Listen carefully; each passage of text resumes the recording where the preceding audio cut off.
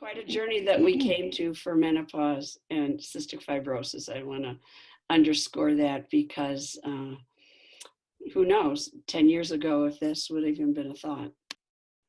It was a thought, but there was not much that people did about it. So thank you to you all. So I'll give a little background. I'm 58 and I've been married for 34 years and have 3 adult children.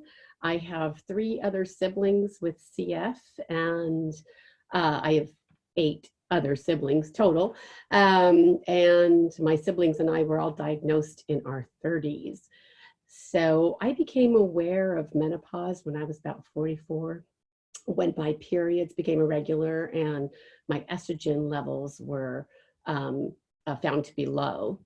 Knowing that perimenopause must have started earlier, the earliest I can pinpoint where there were significant changes were about 39 to 40 years of age. And I attributed, prior to knowing it was menopause, I had attributed many of these symptoms to CF progression or other issues instead of hormonal changes. Menopause is much harder to go through and tease out in women with CF. One of my siblings from CF also died during this phase of life, which complicated everything. During this time, some of the physical changes for me were problems with mood, lung function, sleep, fatigue, incontinence, and vaginal changes. And I'll be sharing what I experienced and what's helped, but I do have to say that I learned a lot about myself and my body as I went through menopause, and feel that I did come out a much better person when all is said and done. So it's not all terrible.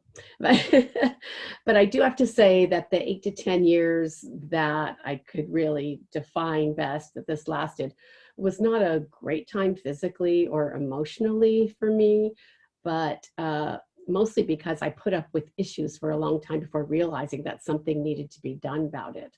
I had many hospitalizations. Those were easier to do than to deal with my mental well-being, for instance. As a doctor, it seems contrary, but you never have complete objectivity about yourself. And my kids were young, and in my defense, it was easy to put issues on the back burner. So I started with mood changes, mostly around 39-ish, 40, and emotional fluctuations and anxiety. One of my sisters with CF, who was a year older, complained of having anxiety, and sexual dysfunction, and her lung function had started declining. But being perimenopausal wasn't on our radar since our periods continued regularly. But about a year later, my lung function did start worsening, and in addition to requiring more meds and steroids, I tried acupuncture and acupressure for many months, which was very helpful. But once I stopped, my lung function worsened to the 40s and 50% FEV1 range, and didn't improve until about a decade later. Sleeping issues started. I went from a massive change of sleeping like a baby all my life, and then to one of very poor sleep. I couldn't get to sleep if I woke up, or if I did and I woke up, I couldn't get back to sleep. Sleep medicines didn't help or had too many side effects, and I tried many over the years. And a sleep specialist I went to a year ago finally gave some practical suggestions, and now I can get a good night's sleep, or it happens more often, but it's still a work in progress. Fatigue was a problem from the beginning, just feeling too tired or not having much stamina. And if I could exercise or take a daytime power nap, I mean, even now, it just really does wonders. But back then, it wasn't always possible to do that. Incontinence was a problem, the laxity of the tissues and the pelvic muscles. In the pelvic muscles, just the laxity there, and the hormonal changes just really made it a very challenging issue. I saw several gynecologists over the years. Some were specialists in bladder control, but what really helped was a physical therapy specialist for bladder control that helped me to strengthen the muscles to reduce incontinence. Up until going to her, I didn't feel that Kegel exercises were very effective, but her intense treatment changed my mind completely, and because they did help a lot. And once I started taking CFTR modulators and coughing less, then of course this made the problem nearly go away. Other symptoms were vaginal changes like dryness and pain. What has helped is regular use of intravaginal estrogen cream. Yeast infections tended to be much more severe. Although the topical estrogen helped, vaginitis continued, but what eventually treated it was intravaginal antifungals because a pill like diflucan just stopped working. At 46, I had my last period and experienced a period of hot flashes and night sweats that lasted about 8 months or so. Going back a little bit, when I was 41 and menopause was at my heels, my sister with CF passed away. The grief of losing her caused rapidly declining lung function for me, while the grief of her loss was the spark. I believe that the hormonal changes of menopause was the fuel that kind of kept the grief alive. And I just wasn't able to recover emotionally or physically. And eventually this led to depression and anxiety. During this time, I wasn't connected to other women with CF. Well, I was to my sister, but she had passed away. My family didn't discuss depression, and honestly, I really didn't recognize it for the problem that it was. I finally received counseling and tried numerous antidepressants and anti-anxiety meds, but they also had too many side effects for me. The last resort was a non-invasive procedure called TMS, which is transcranial magnetic stimulation. It sounds quacky, but it's a validated and approved treatment for depression, especially when you don't tolerate antidepressants, or even when you do, but they're just not enough. The TMS for me treated the depression, but left the anxiety, which became the focus of therapy from then on. Meditation and modulators, by improving my lung function and quality of life, also helped considerably with mental health. Postmenopausally, my lung function started to improve a bit on its own, even before I started CFTR modulators. It had been in the 60% range before I started CFTR modulators, which was an improvement. Because there was some improvement before starting modulators, I believe my body had adapted somewhat to the hormonal changes. And once I started modulators 4 years ago, my lung function improved even more and stabilized and has remained in the 70% range. Exercise helps in all these areas, and my favorite is walking because it's the easiest and I can almost do it every day. And lastly, one of the things I can't stand is that I can't stand spicy foods anymore. I don't know if that's happened to anybody else, but that's a huge bummer for me. Anyway, that's about it. And thank you to CFReSH, and thank you for inviting me. Oh, thanks so much, Jeanie. You've offered us a lot to think about, and we have to find out what that transmembrane TMS, yeah. TMS is. So, and what you can do now is, we'll switch. I think, Toni, you're speaking next. Is that true? Yes, I am. Okay, so we switch off, and thank you for saying yes to the invitation, Toni. Well, thank you for inviting me. Hi everyone, my name is Toni Riggio and I live in Colorado. I have a 32-year-old daughter and I'm here to share my experience with menopause and having cystic fibrosis. So first of all, I'm very late to the CF community. I was just diagnosed at age 56. So I still consider myself a newbie, even though I was born with it. This was due to a lot of missed opportunities in the medical community, but that's a much longer story that I won't get into here. So at around age 38, I started experiencing perimenopause. My periods had always been irregular, mostly moderate to heavy throughout my life, but then I began to have very heavy and painful periods.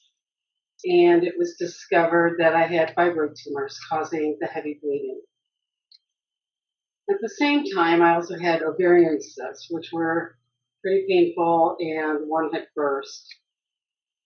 During this time, I was able to have a procedure done to remove the fibroids, and for the first time in my life, I had regular periods every 28 days, and this was pretty remarkable. About the same time this was going on, I also was experiencing some room spinning vertigo, which was determined to be a reduction in the thyroid hormone or hypothyroid, which eventually was solved with medication. I don't know if this is at all related to perimenopause, but it all seemed connected to me. So I just thought I would include that with my experience. So everything was going really well until it wasn't. And about a decade later, at around age 49, I started up with extremely heavy and irregular menstrual periods again. It was discovered the fibroids had grown back and were now intertwined within the uterine wall. So I was no longer a candidate to have them removed. The menstrual flow was practically nonstop, and I went to 3 different gynecologists, and they advised me that I should opt for a hysterectomy. None of them offered me any alternative. For me, this was not an option because my mother had a hysterectomy at the age of 42. She was never the same person afterwards, so with this image stuck in my head, I knew I just couldn't go that route. And especially knowing that menopause was around the corner. So the physical changes that I experienced were hot flashes throughout the day and night. Some were where I got drenched, but that wasn't as severe. I had insomnia, waking up at 2 in the morning to about 5 in the morning, like clockwork. The heavy bleeding also caused me to become anemic to the point where I almost needed a blood transfusion. So I began iron and B complex to keep it controlled. Along the way, I discovered herbal remedies and yam-based progesterone cream to slow the bleeding. So all in all, it was a really rough year. And at about age 50, well, actually, it was 1 month before I turned 50, it finally stopped. And hallelujah. And I felt completely liberated. I did not go on hormone therapy afterwards, and currently I'm left with occasional mild hot flashes. I have vaginal dryness, I have low libido, incontinence, and most recently, osteoporosis. So besides my daily CF treatment, I continue with vitamin supplements, which is something I've done really most of my life. I do meditation, yoga, walking, sometimes swimming. And that wraps up my menopause story. I'm going through it, having CF. So I thank you for inviting me, and that's it for me. Thanks, Toni. If I recall when we spoke that this all happened to you before you got your CF diagnosis. That is correct. You had the whole menopausal transition. Correct. Yeah. So I've had a lot to get my head wrapped around, having, with the recent diagnosis. So I was 50 when I went into menopause, and now CF was diagnosed at 56, and I just turned 61. So Happy birthday. That was yesterday. thank you. It was nice hearing from a lot of you. Thank you. Great. Thank you so much, Toni. And our last speaker is Julie Desch, who's, I'd like to welcome Julie to the patient task force and the CFReSH work that we're doing. Thanks for contributing. So thanks for having me. And yeah, happy birthday, Toni. Okay, so I'm Julie, and I am 59 years old. I was diagnosed as a baby because two of my 5 older siblings had cystic fibrosis, and they had just been diagnosed. So then all along came I came, and boom, my parents had 3 kids with CF. So it's really hard for me to remember. My personal experiential memory is really, really bad, and always has been. So I think it's probably a defense mechanism. I'm not sure. But anyway, so I don't recall a lot of menopause or perimenopause. I know that it probably began in my mid 40s. And who knows when my last menstrual period was? I mean, when doctors ask me that, I'm just like, I don't know. It's like not something I kept track of ever. But I think it was probably like my last period was probably late 40s, 49, 50, something like that. So because I don't really remember anything, I decided if I'm going to talk about menopause, I better get some other people's input. So I asked my oldest son, I have 2 sons, 23 and 21. So I asked my oldest son, Phoenix, if he remembered anything that was different about me. And the first thing he said was hot flash. Actually, he screamed it, hot flash, because that's what I used to do. So I do remember I had a lot of hot flashes, like in the day, in the night, just all the time. And they were like, you know, sweat inducing hot flashes that would drench my sheets at night. So the boys were privy to that, because usually I would scream, and the cutest thing was I had them trained to like bring me a fan, like bring the fan over to me wherever I was when I had a hot flash. Then I also asked my partner if she remembered much of it, and she just, you know, it's kind of the basic stuff, little irregular periods, which is true, but to be honest, I had irregular periods my entire life. I mean, I didn't even get my first period till I was 17. And then I don't know that I ever had like, you know, clockwork type periods. They were all, it seemed random to me. But so that continued. Low libido for sure, and definitely moodiness, although truthfully in my mid and late 40s, there was so much going on in my life that I don't know that I can ascribe the moodiness to hormones, although I'm sure hormonal changes complicated that quite a bit. So during that time of my life, I had ABPA, so I was on chronic steroids, and that definitely led to moodiness. I was also, you know, a single mom raising 2 young boys. So that was complicating things. But for sure, I think psychological changes, including moodiness and anxiety and depression, sort of got a little bit more intense during those years. Physical changes, I remember definitely vaginal dryness was a thing.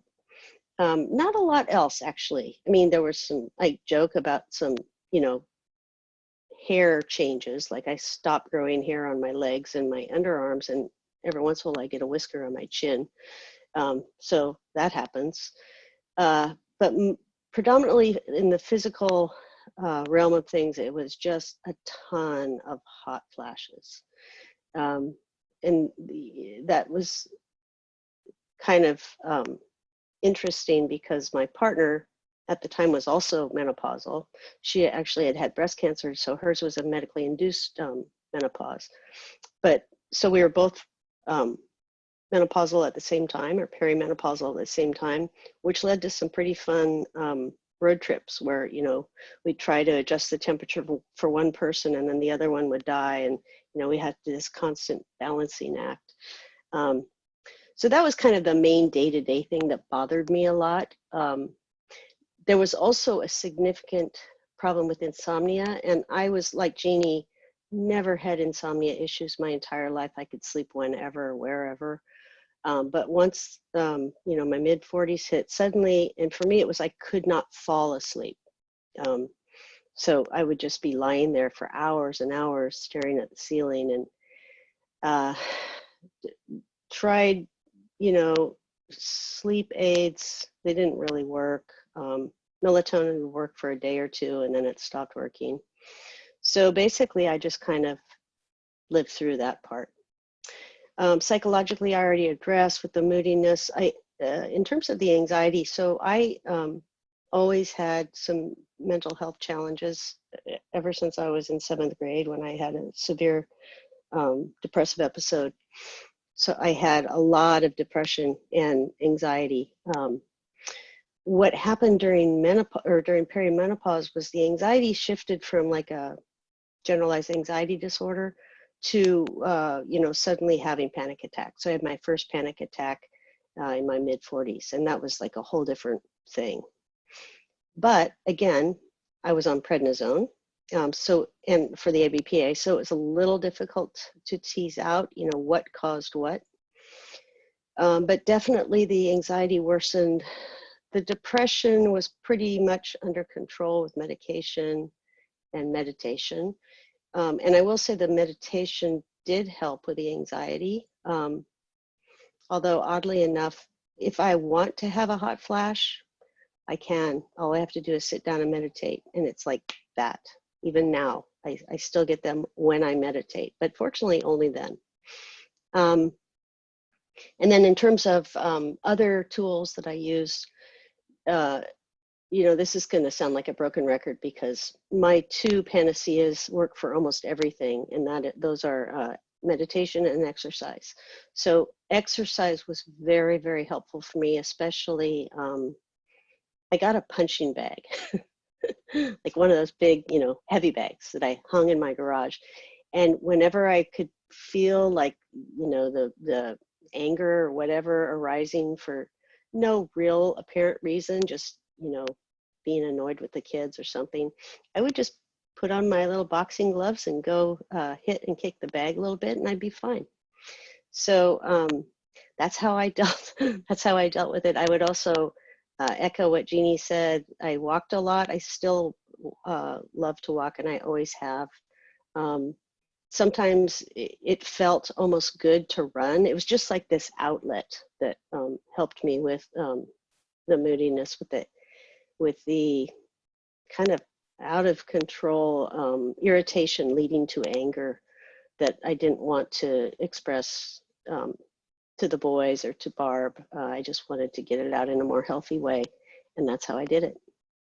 So that's basically all I can remember, but thanks for inviting me.